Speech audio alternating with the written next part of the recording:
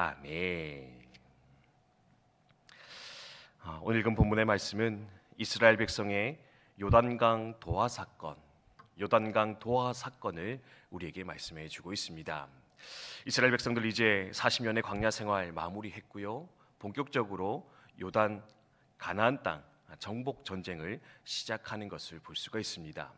그런데요, 그 약속의 땅에 들어가 그 땅을 차지하려고 하는 그 시작의 단계에서부터 이스라엘 백성은 난관에 부딪히는 것을 또한 발견하게 됩니다. 그 난관이 무엇입니까?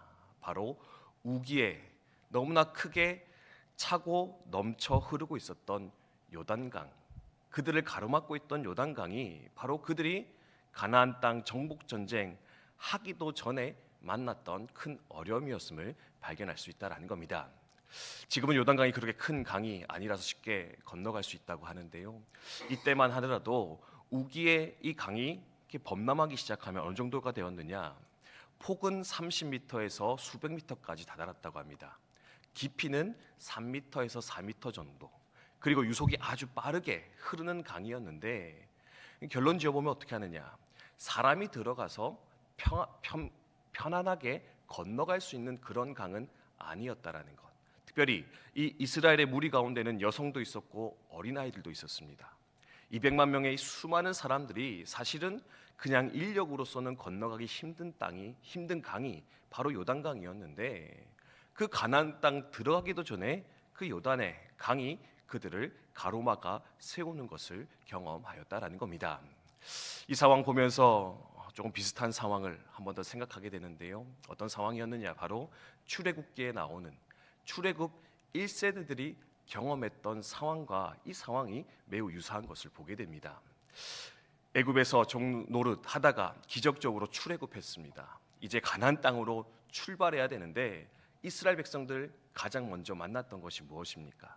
바로 홍해 바다. 홍해 바다가 이스라엘을 가로막아서 가지도 못하고 돌아서지도 못하는 상황 가운데 놓여 있었음을 우리는 성경을 통해서 확인할 수가 있는데, 이제 출애굽 2세대가 드디어 약속의 땅 가나안에 도착해서 그 땅 들어가려고 하는데 또 그들을 가로막고 있는 것이 무엇이었느냐, 바로 요단강이었다. 크고 깊고 빠른 그 강이 그들을 가로막아 세웠노라, 성경이 말하는 거 볼 수가 있습니다. 역사를 조금 아는 사람이었다면 이런 생각 품었을 것 같습니다. 와, 하나님 또 이러시네. 하나님 또 이러신다. 기껏 출애굽 시켜놨더니 홍해바다 앞에 세워가지고 그렇게 우리 어머니 아버지의 마음을 졸이게 하시더니 또 우리한테도 이런 일 하시는구나. 우리도 이렇게 힘들게 만드시는구나. 특별히 지금은 어떤 상황입니까? 위대한 지도자 모세가 죽고 새로운 지도자 여호수아가 세워진 상황이었습니다. 안 그래도 불안합니다. 걱정됩니다. 이 가나안 정복 전쟁 잘 할 수 있을까 염려가 되어지는 상황이었는데, 그런데요, 그들 앞에 무엇을 내어놓았느냐? 요단강 펼쳐놓고는 이거 건너서 가나안 땅 들어가야 돼. 이거 통과해 가라. 그들을 시험하시고 있는 하나님을 발견할 수 있다라는 겁니다. 우리가 인생을 살아갈 때마다 이런 경험을 할 때가 왕왕 있는 것 같습니다. 하나님께 큰 결심하고 하나님의 일을 감당해 보겠습니다. 주님 잘 섬겨 보겠습니다. 주의 일을 이루겠습니다. 근데요, 그렇게 선한 결심을 하고 뛰어든 그 삶의 자리 가운데 경험하는 것이 무엇이냐? 형통하게 열려진 왕의 대로와 같은 그 삶의 여정이 아니라 홍해가 가로막고 요단이 가로막아서 이러지도 저러지도 못한 채 걱정하며 근심하여 살아가게 되는 우리의 상황들을 만날 때가 있다라는 겁니다. 그런데요, 오늘 말씀을 통해서 또 한 가지 우리가 잘 기억해야 되는 것이 있습니다. 왜 하나님은 출애굽의 이스라엘 백성들에게 홍해 바다를 먼저 보여주셨고, 또 이제 가나안 땅을 들어가야 될 이스라엘 백성들에게 또 그 큰 강 요단강을 보여주고 계신 것일까? 그 해답이 오늘 본문의 10절에 등장을 하고 있는데, 말씀 한번 같이 읽어보도록 하겠습니다. 함께 읽습니다. 시작. 또 말하되 살아계신 하나님이 너희 가운데 계시사 가나안 족속과 헷 족속과 히위 족속과 브리스 족속과 기르가스 족속과 아모리 족속과 여부스 족속을 너희 앞에서 반드시 쫓아내실 줄을 이것으로서 너희가 알리라. 아멘. 뭐라고요? 너희가 이제 들어가서 가나안 저 크고 강한 민족과 싸워 그들을 정복해야 되는데 그들과 어떻게 싸워 이길 수 있을 것이냐?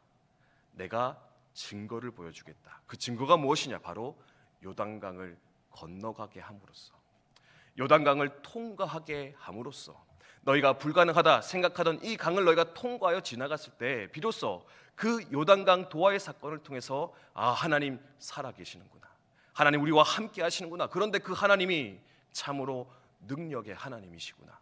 그러면 하나님, 그 하나님 믿고 내가 그 전쟁의 자리로 들어가 보겠습니다.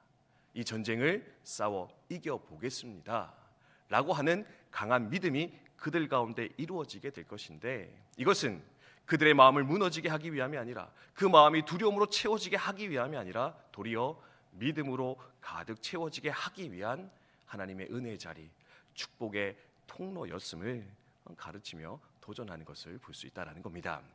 산성도 여러분, 이 믿음, 이 시선 가지고 때때로 우리의 삶 가운데 찾아오는 그 삶의 어려움들, 문제들을 넉넉히 이기며 견디며 살아가시는 저 여러분 되시기를 주님의 이름으로 축원드립니다.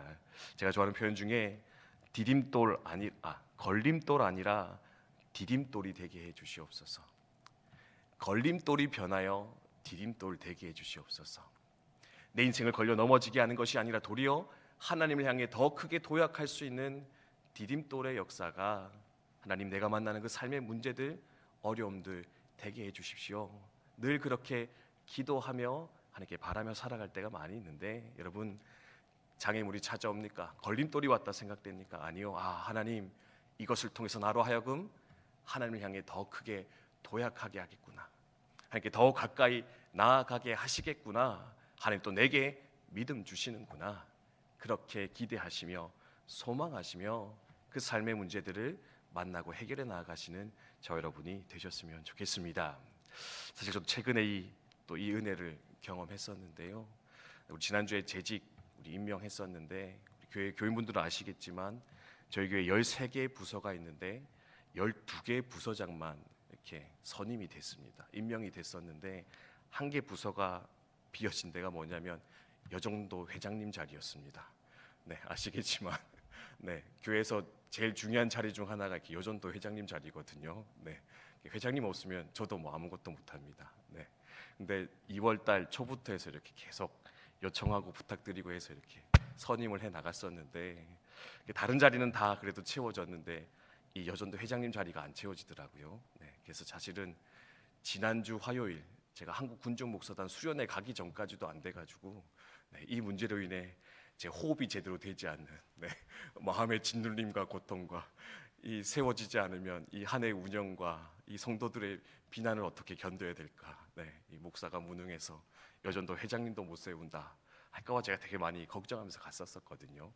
근데 수련회 가서 제가 하나님 주신 은혜가 뭐였냐면, 그거 어차피 네가 할 거 아니야. 이 교회는 네 교회 아니라 내 교회야. 내가 이끌어 갈 거야. 그리고 주신 지혜가 뭐냐면, 어차피 주일까지 사람 안 생기면 그냥 임명 안 하면 돼.